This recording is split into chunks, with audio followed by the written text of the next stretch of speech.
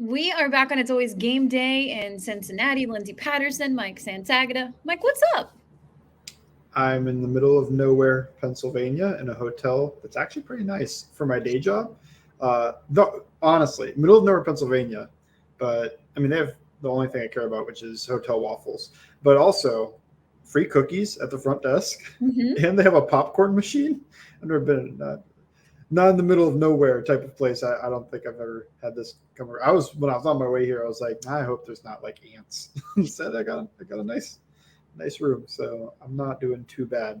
But how are you doing? Anything up with you? Not a whole lot. It feels like football weather outside finally when it was 100 degrees over the weekend. So I'm liking that. I'm a pumpkin spice latte girl. So fall is in the air and I'm pumped about it. It's crazy because we only have, counting this podcast, we only have 4 podcasts until the Cleveland game. And there's plenty to talk about with the Cincinnati Bengals.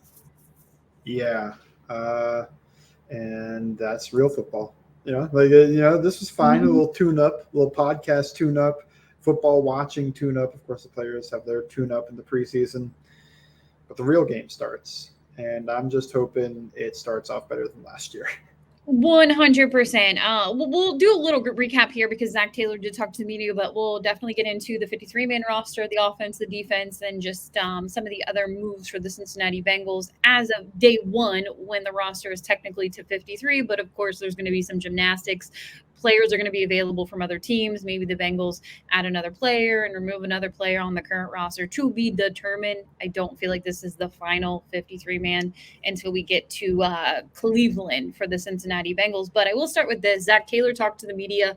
Of course, he was asked about his quarterback, Joe Burrow, and he had a smirk on his face when talking about Joe. He's kind of been like that when it comes to the timelines. And he was asked if Joe Burrow will practice this week. He said, we'll see. The Bengals will have a short week of practice. They normally get a longer weekend for Labor Day, and then the real practices begin the following Wednesday. They'll meet on Monday, kind of go over game tape, but Wednesday of next week is when they get ready for that week 1 game against Cleveland. So, look, to be determined if Joe will be out there for practice this week.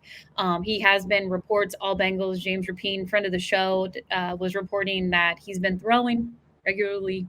No surprise. We saw him before the preseason game number 1 out in front of Paycor Stadium, or out in front of on the field at Paycor Stadium, and making some throws, jogging out there.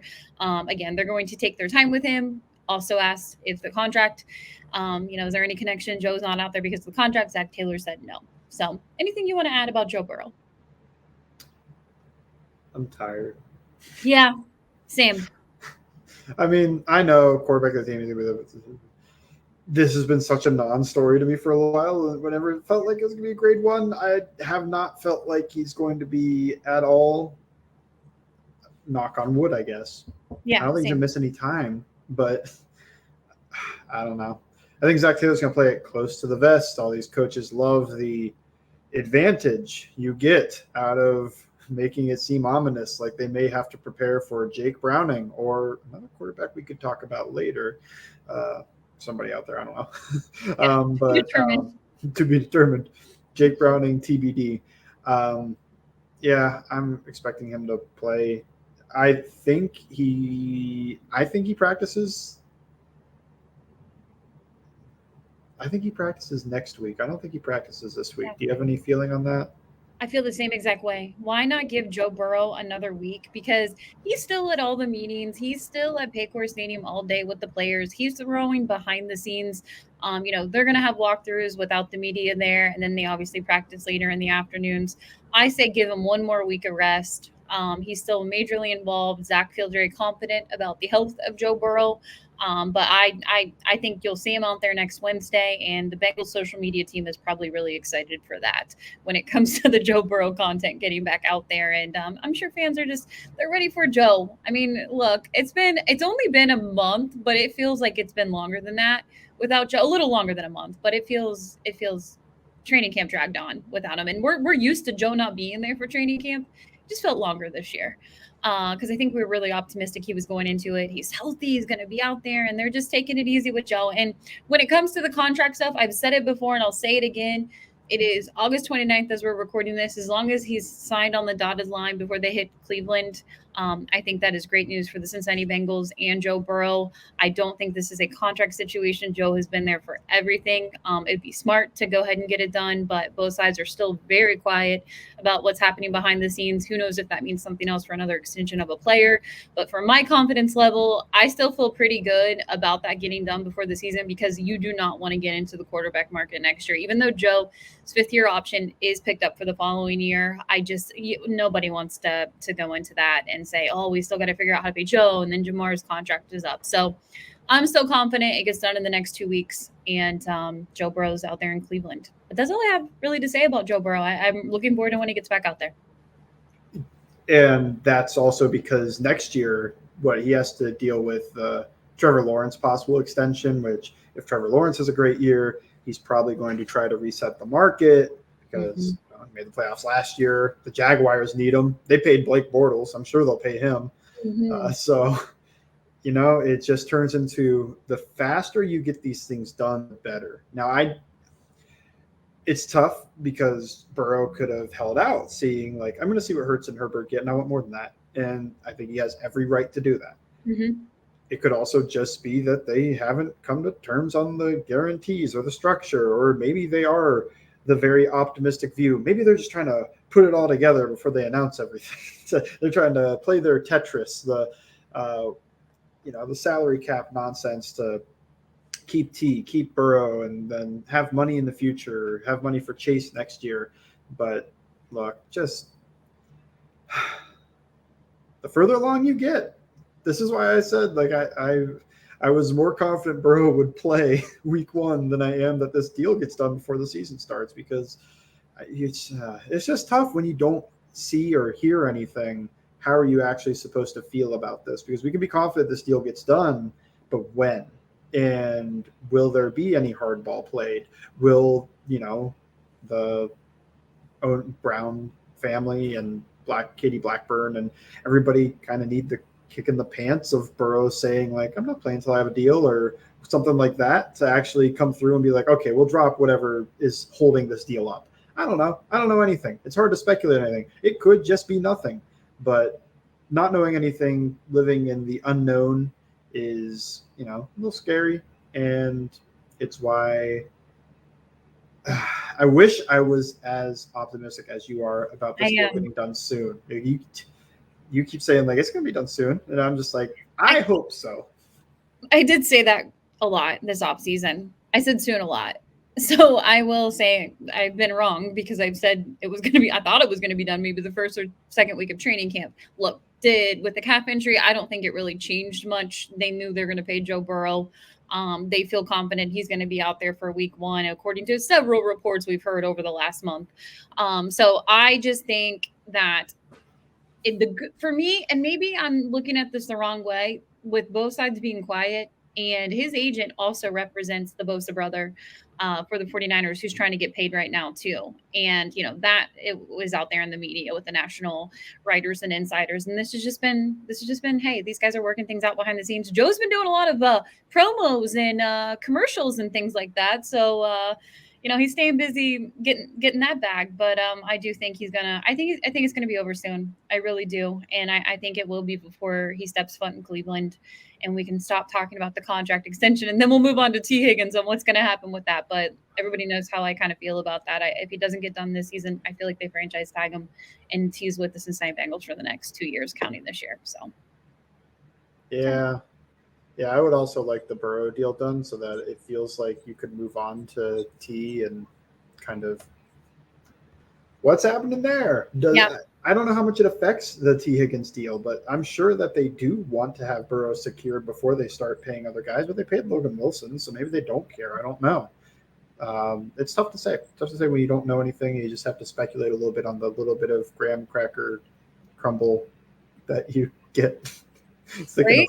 We have absolutely nothing. Even for T. Higgins, everybody knows who his agent is. Nothing from that camp right now. It is extremely quiet.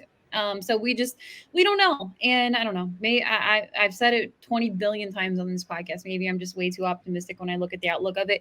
Say we're getting into Thursday of next week, and we're recording our podcast and Joe Burrow hasn't signed his contract extension, I'm getting a little nervous because I don't think they want to deal with any of these discussions going into a season, and they want this over with, before this regular season starts. So I would be worried. So if we're recording next Thursday night and there's no extension signed, I'm going to start to be like, I'm going to be sweating a little bit.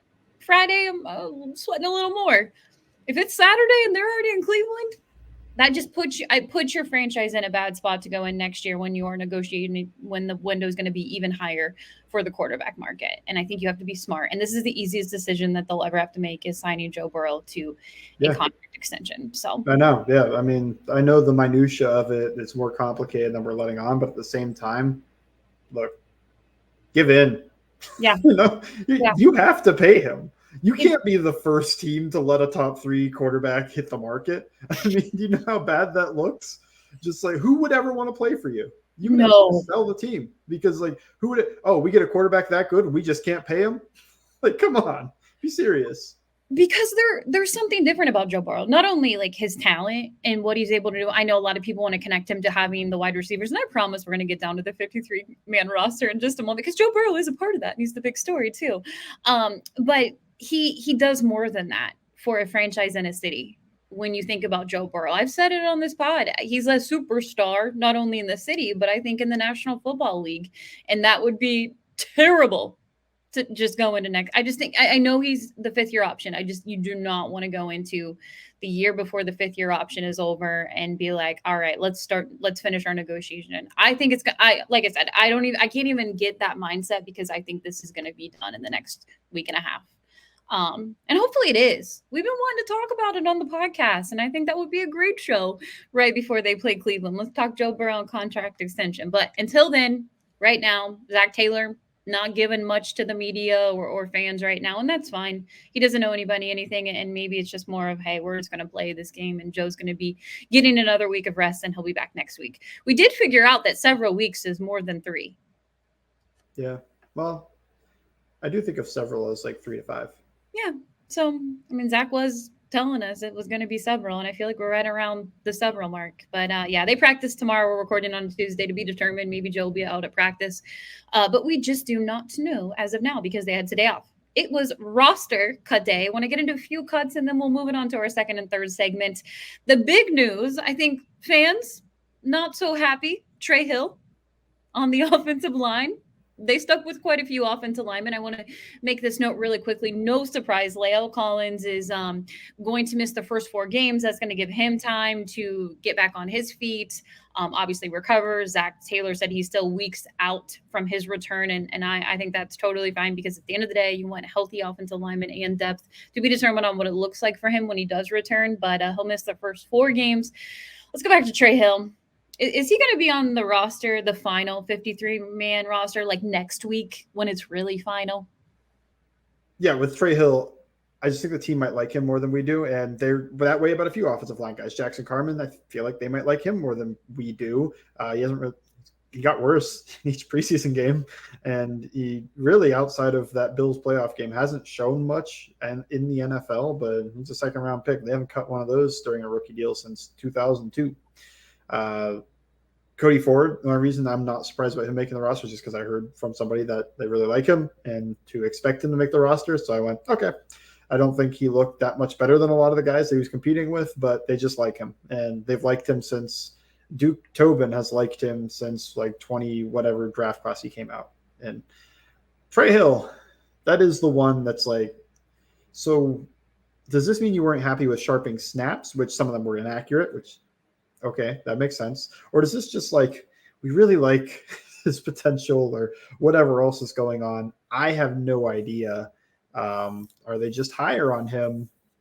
But then I'm just asking, like, then why were you teaching sharping to snap if you always thought that Trey Hill was going to make the team? It's not like his preseason was so good that, it's like, well, we got to keep him, even though we were doing everything with sharping. I don't know. But right now, I expect him to make the team when everything settles. Okay. I don't know, though. I mean, I think that guy from Cleveland, Michael Dunn, that'd be an upgrade at backup center. I don't know about anybody else, but I think we can agree that the backup center position is still a major concern this year. Sure is. I definitely don't feel better. And honestly, I don't know if I would have felt better with anybody that they had during the preseason or training camp and said that guy's going to be a better backup center. And I hope that, we'll hear more when it comes to the waiver claims and just some guys who are going to become available. When it comes to depth, it's obviously going to be something they look for in next offseason's draft class, because you do need that. Ted Karras is the oldest guy on the team right now, and he's 30 years old, which is wild to me to think about that. And, his contract's going to be up soon too. And I'd love Ted Karras to play years and years and years and years longer with Joe Burrow because that connection is nice. But you got to be realistic at that position, and they do need depth there. And I would be terrified if Trey Hill had to come into a game. So maybe that's something we'll see over the next week. But you're right. Maybe they just believe in him more than we do at practice with Frank Pollock, Zach Taylor. We just do not know, but I think that was a big head scratcher for them on the offense side of the ball. There's more players I want to get to, and then Stanley Morgan. I don't think this is goodbye. I think there is a chance that Stanley Morgan is back on this roster in about 24 hours, but we'll get to that next on It's Always Game Day in Cincinnati. We are back on It's Always Game Day in Cincinnati, going to stay on the offensive side of the ball. Running backs. I don't think I'm surprised with the preseason because Chris Evans was showing some potential. We joked before, or I at least joked before the preseason game started, that the hype is going to come back for Chris Evans, and I feel like it's back. For Cincinnati Bengals fans, you have Chase Brown, who I felt looked pretty good in preseason game number 3. Joe Mixon's obviously RB number 1, and then Travion Williams to be determined on everybody's role outside of Joe Mixon. But what do you think about carrying 4 running backs right now? Yeah, that was what I thought would happen. I mean, Chris Evans did enough to keep his job. I don't know where all this thought that seemed to creep up last week about, could Travion Williams' job be in danger? Based off everything they said, he's the third down back. What do you mean? He's probably going to play more than either of any of the running backs that were playing in the preseason. I think if push came to shove, they would have kept him over Chris Evans. But Chris Evans did enough, and I think he showed that he can be a viable part of the offense and a reserve. And I don't think the kick return thing. Did Travion do a better job at that? If I'm remembering correctly, Chris Evans got a few opportunities, didn't show much, and then they put Travion in that spot, and he did. So I don't know. I always thought Travion was making the team. And then I'm listening to the podcast, looking on Twitter, and I start seeing projections that are like, Travion Williams cut. And I'm like, well, that's not happening, guys. There's a few guys, and we're going to get to some others, that I felt like people were kind of bending over backwards, reaching a little bit to be like, well, this is how you keep this guy on the roster. You cut this guy. And then I'm like, well, that's not happening. So this guy's not making the roster. Mm-hmm. Yeah, I agree with you. They've liked Travion for a little while, and they signed him. This isn't like a rookie deal. They went out and paid him money, and then everything I've heard from the actual staff has been he's the third down back. And I guess it's a little bit of a competition. Which how does that get decided? I have no idea at this point because you just have practice and then the first regular season game. But yeah, I think he'll be out there against Cleveland in 2-minute drills and third downs. Yeah, everything seems to be going just fine for Travion now that he's back out there. 4 running backs, no real surprise. Didn't they do that last year too? The 4 running backs. Yeah, and because you can name them Nixon, P. Ryan, Travion, and Chris Evans. Yeah, and then eventually Chris Evans is a healthy scratch for the rest of the year, but still, they went 4 running backs last year. It's not unheard of at all. Yeah. So hopefully they can get the run game going, really. I mean, that's going to be one of the biggest things with this offense that I want to see. And, we talked about explosive plays, but I just want to see them balanced. Look, I love when Joe Burrow's throwing the ball to his wide receivers, but also need to get the run game going. And I hope we do see that to be determined on what it looks like early on, and what Chase Brown's role is as a rookie. But yeah, 4 backs. We'll go to the wide receiver room right now. Ian Rappaport tweeted out little surprising when he mentioned Trent Taylor. We've been talking that Trent Taylor was probably going to be the one that didn't make the roster. Yeah. Not too surprising if you followed the Cincinnati Bengals and the low depth they have in the wide receiver room. Charlie Jones looks like they believe in him as a special teams guy. Andre was the preseason star. Trent Irwin, he's there. And then, of course, you have T. Higgins, Jamar Chase, and Tyler Boyd. No real surprises there. My surprise is Stanley Morgan didn't make it. Special teams ace, honorary fullback. Those were our two guys last year, right? Like, who was wide receiver for? I picked Stanley, and you picked Trent Taylor. Wrong Trent. You could have killed me if you went Trent Irwin. Oh man, I wish I would have said Trent Irwin. I really do. I really do. Yeah, Stanley Morgan. I still feel like he's back. I think he's gonna be a practice squad type, but I thought he was gonna make the active roster. Just especially what he does on special teams, and they did use him quite a bit last year. I mean, not as much as Trent Irwin, but at least down the stretch, I think more than Trent Taylor and more than anybody else they're throwing out there, just because he was the guy when they wanted to get heavy and just pound the rock. It was him. It wasn't somebody else. So it'll be interesting to see who they use for that role. Or do they just put anybody out there? And maybe that's the whole RPO thing, is they're not going to ask, they're not going to have a wide receiver that's going to reduce down and try to slam into guys. They just like, hey, let's just spread it out and let him kind of take guys away instead.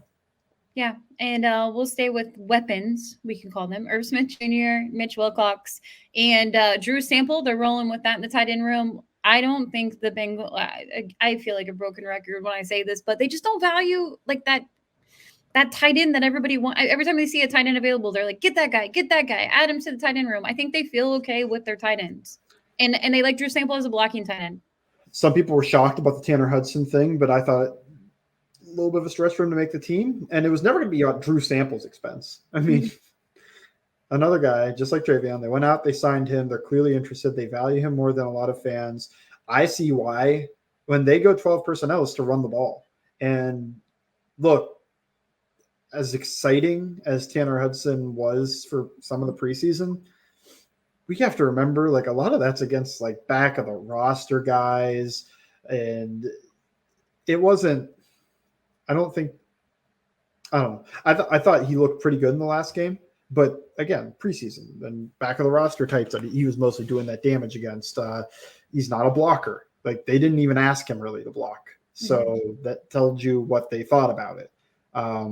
They want their second and third tight ends to be able to block, because if you're not going to be a great receiver, then they even ask their first string to block too, more than those guys are usually capable of. So that is why I always thought Drew Sample was safe. I just thought he was a unique value for the tight end room, because you need at least one of these guys to be able to really block. Wilcox can block better than Hudson. And also, I think, is he still the emergency long snapper? Yeah. Anything we've forgotten? Unless Hudson could long snap. Look, people hated what he did. I thought it was admirable. Like, he went out there and he put that first snap. It was a little slow. Yeah. But who the heck else could have done that? Because long snapping's different. We talk so much about this. You can't just ask Ted Karras to go out there or Trey Hill to just go snap a football. It's so different. Long snapping versus center snapping, very, very different. So who else had the ability to go out there and do that? Otherwise, you just got to go for two. And that, don't feel great about that versus an extra point. With a guy who put an accurate snap there, it was just a little slow. Second one, high. I think the first one getting blocked, which to me was more on the protection. It was more on the protection, though. They let a guy through. If they didn't do that, it goes through. Nobody talks about this. And Wilcox is a hero. Instead, it gets blocked, and then I think got onto his head, so he tried to snap the next one faster, and then I ended up going high, and then that's why that one misses. So it's a long talk about something that happened a full year ago that I doubt that many people care about, but I do think it does play a tiny factor when you show that you can do something else that's valuable. Like, hey, I can emergency long snap if Cal Adamitis gets hurt, and you're not going to use me as a long snapper next week, but in a pinch, you can trust me to go out there and do that. So I don't know. I think he showed some value there. I wouldn't have been surprised at all if Hudson made it over Wilcox, but building the case for Wilcox isn't that hard. Yeah, for Mitch, it really kind of felt like this offseason, because he joined the Bengals late. Maybe he thought he would have an opportunity elsewhere.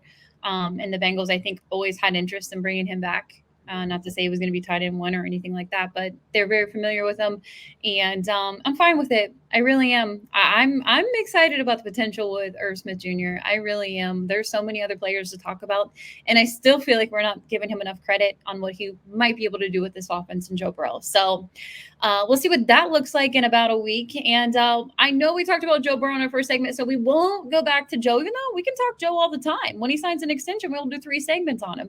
But his backup quarterback, it's been finalized, I guess. I mentioned before, it never really feels like the 53-man's done on cut day, that they'll do a few more signings. Maybe they'll add a third quarterback to the practice squad.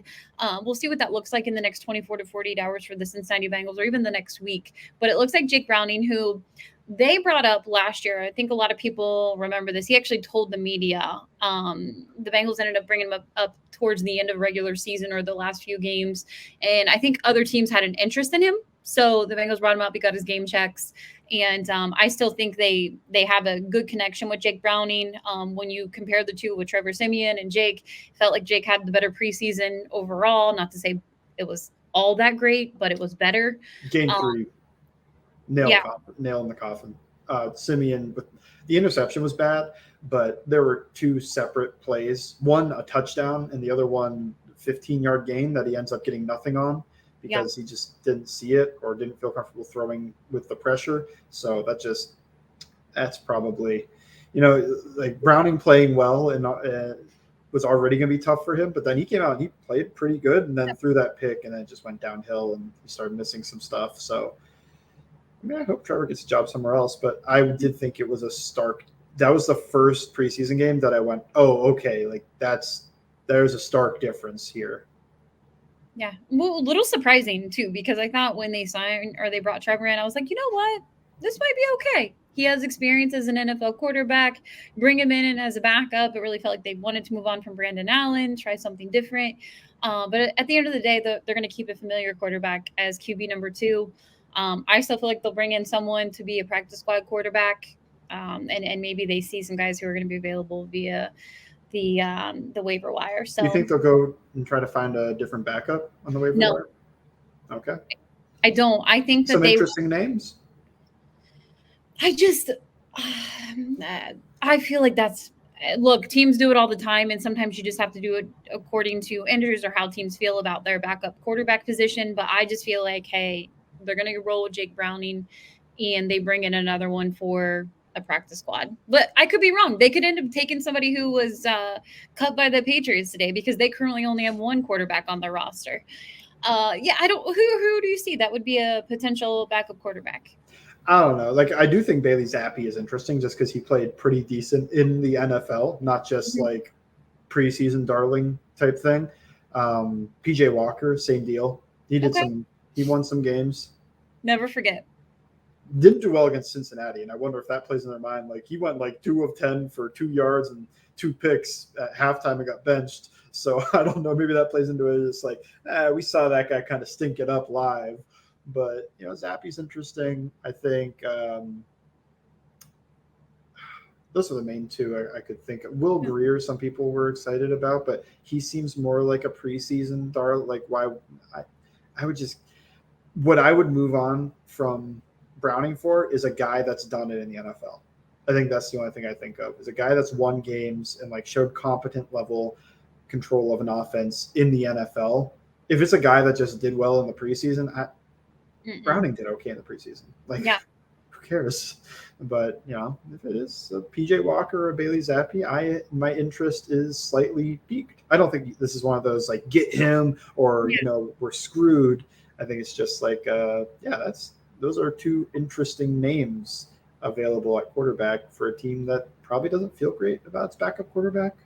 Yeah, I think that's fair. I think it's fair to say the Cincinnati Bengals don't feel that great about their backup quarterback position, and maybe there's a guy that they feel comfortable with, and they'll end up bringing him in, and Jake Browning's not on the roster anymore, or they still carry 3. So I don't know. We'll see what that looks like. But yeah, Trevor, he might land on another practice squad, or maybe they bring him back for their own practice squad. But it just feels like, I agree with you that preseason game number 3 kind of showed a little bit of distance between making that decision for them when it comes to quarterback number 2. Defensive side of the ball, I want to get to that next on It's Always Game Day in Cincinnati. We are back on It's Always Game Day in Cincinnati. Moving over to the defensive side, kind of going back to preseason game number 3. It happened early on.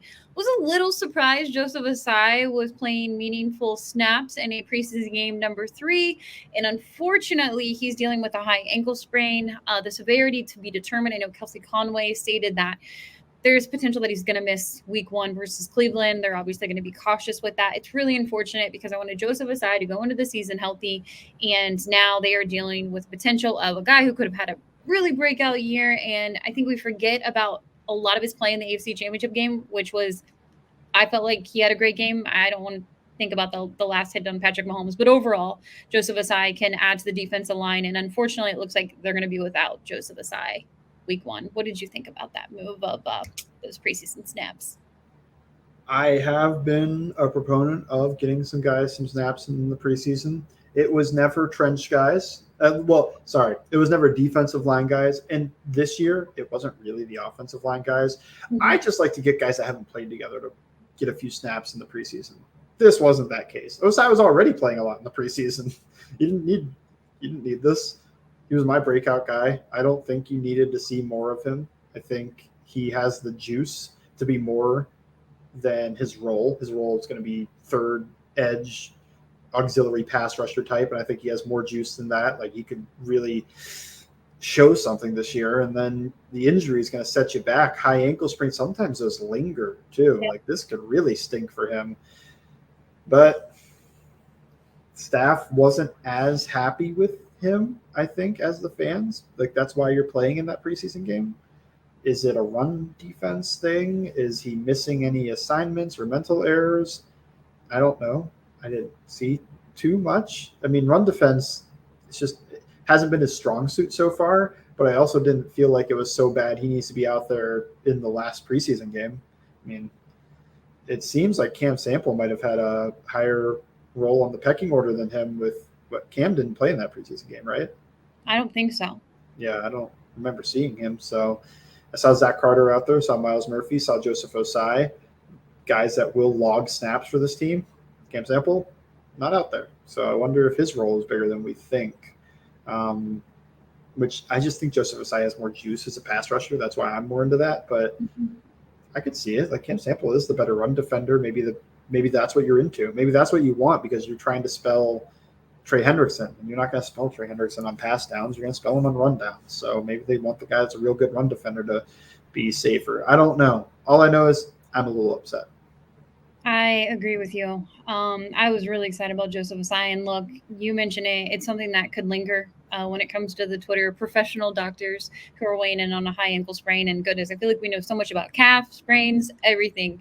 When it comes to injuries, just hearing other people, not because we're doctors, but listening to other people talk about the timeline. And it could be anywhere from 2 to 4 weeks to something that he just deals with all season, and you want to take your time with that. And hopefully Joseph Asai is back sooner than later. Really unfortunate, but it does look like, again, according to Kelsey Conway, that week 1 might be out for Joseph Asai. I know Zach Taylor said he's going to be able to offer more insight in the next few days. So we'll stay tuned to what happens with Joseph Asai. And just overall, when you think on the defensive side of the ball, I guess we'll go to the secondary right now. Any surprises with the quarterback room? Not really. From a few months ago, Sidney Jones, but Sidney Jones has been hurt, and DJ Ivey has shown that he can play that role. I think that just makes you go cheaper, younger.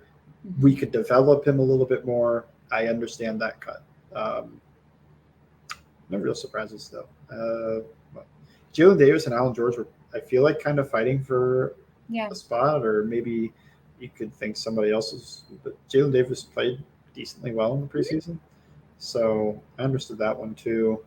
And then this really felt like Mike Thomas knew that was the active roster thing. I think he'll be back on the practice squad. He loves the team, loves the city, so I think he wants to come back. Also, when you get that old, I don't know his personal thing, but I mean, he might have a family, and like uprooting them for a few extra thousand, probably not. Like, he's probably at the age where he's like, I mean, I'm not going to climb that depth chart and become a star safety, like I got my role here and I'm happy with it. So I think Mike's great.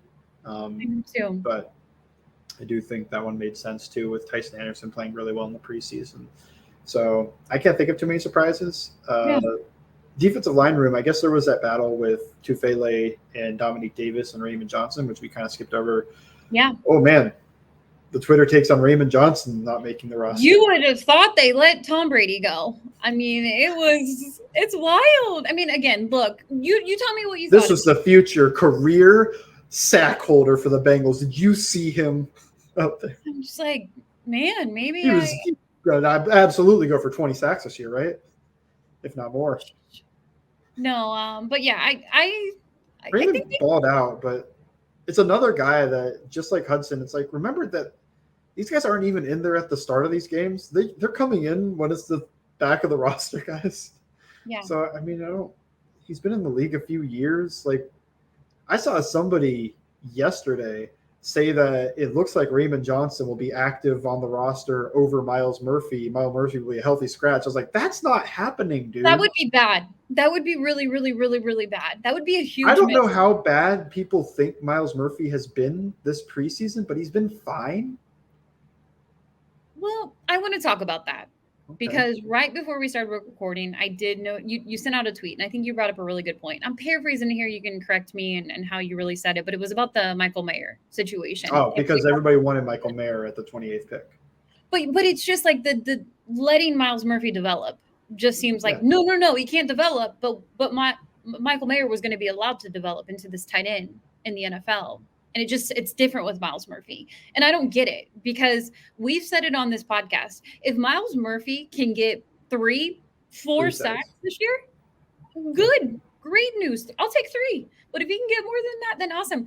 It's okay. You are picking late in the first and all the rounds in the NFL draft when you're a good team like this and you have loaded talent. It's okay that this guy, it might take him a little while, but I'm still optimistic on Miles Murphy. Really, it's crazy, some of these Miles Murphy takes right now. Oh, yeah. And it's mainly like there's a few things leading to this. One, this was, I mean, by consensus, I'm not talking about me, where I'm like crazy high on Miles Murphy because I just thought he was a first-round pick, like almost every draft expert did. But he was going so high that I feel like Bengals fans didn't really get used to it. He was always going before their pick when they did the PFF mock drafts and they did whatever other mock drafts. They're like, well, if they're going to choose an edge player, it's, I don't know, maybe Nolan Smith, but I think Nolan Smith was going higher. He ended up going behind them. Felix Anudike-Uzomah ended up going behind him. But, like, it was like one of those guys versus Murphy. And you look at, well, they were real interested in some of the corners. Those corners were gone other than Joey Porter. So I feel like they got so used to certain names that Murphy falling that far was like they didn't recognize the name. So they thought that must be a reach, right? Like, I never drafted that guy. I never saw anybody talk about him. I talked about him, but I mentioned also that I thought he'd be gone. So by consensus, I'm not even using my opinion here. By consensus, the Bengals got a value at the 28th pick. That does not mean he is going to hit the ground as a 15-sack guy his rookie year. Maybe that's the potential. I don't know. I think the potential is sky high. Is that what he develops into? I don't know. Like, that's going to come down to Marion Hobby, Murphy himself working on and off the field and getting better, and some other factors that nobody's really counting for, the injuries, everything else. But when it comes to the player, it's easy to see why he was touted as this mid-first round pick, not a late, but a mid-first round pick. Super, extremely explosive get off. I think that's the biggest thing. And when you talk to defensive line coaches or listen to them, that's the number one thing they look for in pass rushing. Get off the ball. Can you fire off the ball and threaten the outside corner? Because if you can, that sets up everything. So he's got that. Does he have much else as a pass rusher right now? No. But that's the part you develop. You develop the hands, you develop the timing, you develop the placement, everything there, the moves. you're going to develop all of that over the next couple years so that he can move from being more of an athlete to more of a true pass rusher. But you've got a giant ball of clay right now who the floor isn't that low. Like maybe as a pass rusher, the floor is not high, but as a run defender, he comes in as a pretty solid run defender. And he showed that in the preseason. He was pretty good defending the run. So you've got a guy that has a floor. Like you could play this guy. And then you're going to try to develop the pass rushing stuff. I thought this pick was good. I'm not going to say it was an A-plus type pick, but I had him as a first rounder. I gave him I think I can't think of what the grade in the Joe Goodberry draft sheet. An 80 was for first round. It was like the end of the first round, but it was the first round. I gave him an 80 right on the dot. And I said, first round talent. I understand why somebody would take this guy. So why can't we be patient with him? Because if it was Dalton Kincaid or it was Michael Mayer or Sam Laporta or any of these tight ends, every fan would be saying, don't worry, guys, tight ends take a while. Tight ends take a second to develop. And maybe you would see the flash play that gets everybody excited, a catch doing the Tanner Hudson thing and catching balls against back of the roster guys. That would be exciting, but we'd see they didn't even play against those guys, but just say a catch here and there. And that's more exciting because you could see that. You could see the catch. You could see him catch and run. Who is watching for his run fits? Miles Murphy. Who's watching for him to fit the run and make a play that opens something up for a teammate? He's not even making the tackle on one of these good run plays. He's setting things up so his teammate makes the tackle. And then you just look at the stats. I didn't hear Murphy's name. I'm going to scroll down. 2 tackles. I'm expecting more. It's tackles are a terrible way to measure your run defense. It's just great. So I don't know. I whole rant about I am so sick of the way Twitter is treating Miles Murphy. It's just disgusting. This guy who everybody has said, give him 2 years, then we could talk about it. It's just his career was decided in those 20, 30 preseason snaps. That's it. That's his whole career. Oh, he didn't flash as much as Raymond Johnson, who's bounced around rosters and might not even make an active roster this year. I just think we got to relax. We got to stop with these takes off of the preseason and practice. Regular season, I could understand he's not flashing enough in the regular season. People are saying this and that. And I just kind of go guys, relax. It's going to take him a little while. This is preseason. Who cares? You can go into those mock drafts during college football season last year, and even maybe before it, people had Miles Murphy as a top 10, top 15, top 10, top 15. So it's absolutely, and I know, obviously things are going to change as the college football season finishes and you get ready for the draft, but I think that's really telling. And like you mentioned, a lot of people thought he wouldn't be there when the Cincinnati Bengals picked, and they picked him, and he was there. So have patience, and like I said before, I'm pumped about him.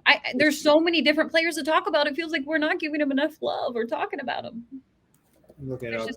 Wait, he's 21 years old. I know he's young. Yeah, super young. 21 years old. Let's see if they have his birthday. Is he I think he might even be January 3rd. He doesn't even turn 22 until basically the playoffs. That's how young he is. Stop with the idea that he needs, real quick, what do you think Raymond Johnson's age is? Oh my gosh, I have no clue. I assume it's 24. So there we go. 24? In 3 years, will Miles Murphy be able to beat back of the end roster guys like Raymond Johnson? I hope so. I agree with you. I think we have to remember, and look, I think everybody's ready for regular season, but you have to remember when you're watching these preseason games, who they're going up against. It's not going to be, look, there's a reason that these guys are battling for jobs. I know Murphy was going against some of those guys too, but 21 years old. And Murphy was getting in those games earlier. He was mostly, in my opinion, facing the 2s and sometimes the 3s. It really wasn't this guy's getting cut tomorrow types that I think Raymond might have faced a little bit more of. But I don't want to poo-poo on Raymond too much because I'm rooting for him. I hope he does a great job. I hope he gets an opportunity and crushes it. But I just think the idea that you were going to healthy scratch Miles Murphy for a 24-year-old guy that came over from a practice squad, don't see it. I don't see that at all. Are you going to healthy scratch DJ Turner for DJ Ivy? Probably not. Are you going to healthy scratch Jordan Battle for Mike Thomas coming back? Probably not. It's just all, those are all kind of out there ideas that I think people There is just the hyperbolic reaction to what we are seeing right now. I think that is what we got with all of this Hudson and Johnson and everybody else stuff that was happening. There's also practice. There's a lot of stuff we don't see that goes into this as well. I agree with you 100%. Miles Murphy, relax, everyone. Yeah. When it comes to all Bengals, we'll wrap this up next or later this week. We'll have the double header mailbag. We'll get to all your Twitter questions. But what are you going to have on last double header? Because you know what, we're going to have Bengals contents previews ready for regular season next Thursday. But go ahead and tell me what's going to be on all Bengals. So hopefully when you're listening to this, I'll have the article up. I was doing one last week, and I was like, I'm just going to wait for another week just so I get all 3 preseason games on Yossi Vash. And also, I'm clearly passionate about this a little bit, so there will be a Miles Murphy article coming out relatively soon and just going into how his preseason went, because it feels like some people thought he was terrible, and I just don't see that. It's there. Make sure you go check it out. All Bengals. You can follow Mike Bengals_Sands. You can follow me at Lindsay Patterson. We'll be back later this week. And thank you for listening too. It's always game day in Cincinnati.